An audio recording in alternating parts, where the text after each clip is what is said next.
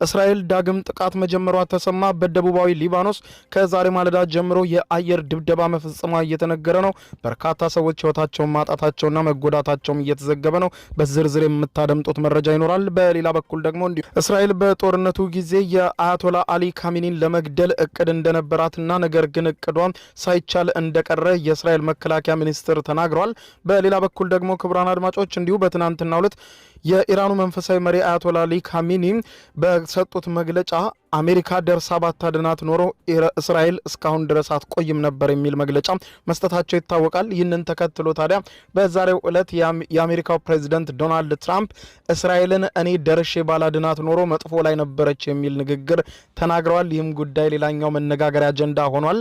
እንዲሁም የአሜሪካው ፕሬዚደንት ዶናልድ ትራምፕ በእስራኤል የውስጥ ጉዳይ ጣልቃ እንደሚገቡም ተናግረዋል። በሌላ በኩል የኢራን ፓርላማ በወሰነው መሰረት ከዓለም አቀፉ የአቶሚክ ኤነርጂ ተቆጣጣሪ ኤጀንሲ መውጣቷ ይታወቃል።